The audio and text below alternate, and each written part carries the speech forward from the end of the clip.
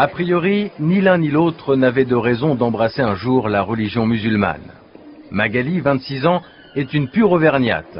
Olivier, 39 ans, est originaire de Bretagne. Tous les deux élevés dans la tradition catholique, tous les deux convertis à l'islam. Olivier n'y voit aucune contradiction, plutôt le résultat d'une quête personnelle, au-delà des préjugés sur une religion soi-disant intolérante et envahissante. C'est vrai qu'actuellement, quand on emploie le terme fanatique, on colle souvent l'étiquette de musulman derrière. Mais c'est vrai que le fanatisme, de toute façon, quel qu'il soit, est condamnable. L'extrême n'a jamais amené à une solution, et l'islam est la religion du juste milieu. C'est-à-dire qu'on ne va pas dans un extrême ni dans un autre, on essaye de toujours garder la voie du milieu. Je pense que c'est la voie de la sagesse. C'est dans la banlieue nord de Paris, en Seine-Saint-Denis, que Magali est venue étudier la religion musulmane. Salam alaikum. Voilà, je suis étudiante au cours d'études islamiques du samedi. Salam alaikum. Contrairement aux apparences, la jeune femme se dit profondément française. Ce qu'elle veut, c'est vivre sa foi sur sa terre natale. Changement de religion, mais pas de nationalité. Magali ne parle ni de l'Irak, ni de l'Afghanistan, bien au contraire. Je viens d'une ville qui s'appelle Sainte-Florine, entre l'Inde, Haute-Loire et Issoire. Vous restez auvergnate aujourd'hui? Bien sûr. J'ai la nostalgie même parce que ça fait 2 ans que je suis en région parisienne et bon, la qualité de vie à Clermont-Ferrand était bien meilleure.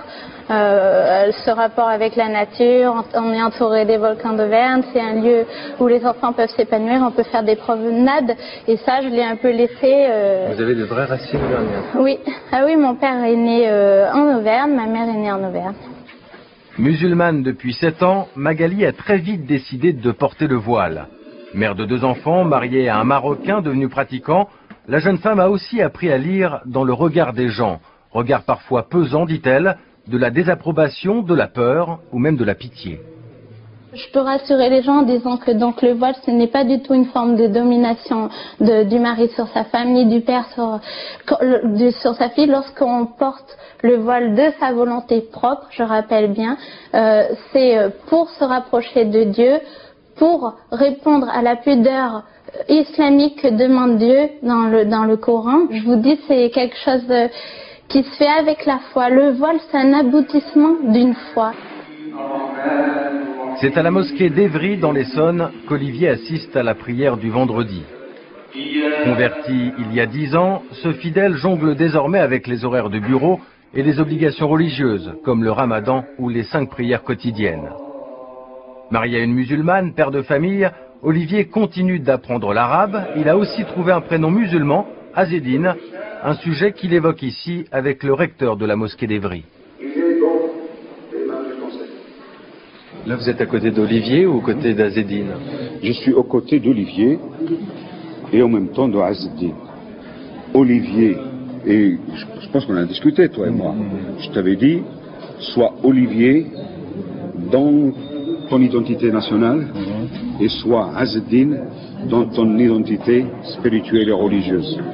Voilà. Vous comprenez toute la cérémonie en arabe? La majeure partie, oui. Pas la totalité, mais la majeure partie. J'arrive à suivre le fil. Mais il a la chance qu'on a la traduction. C'est après.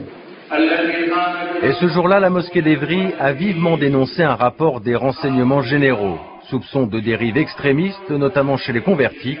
De leur côté, Magali et Olivier parlent d'ignorance, revendiquent le droit de vivre leur religion comme les autres, un certain droit à l'indifférence.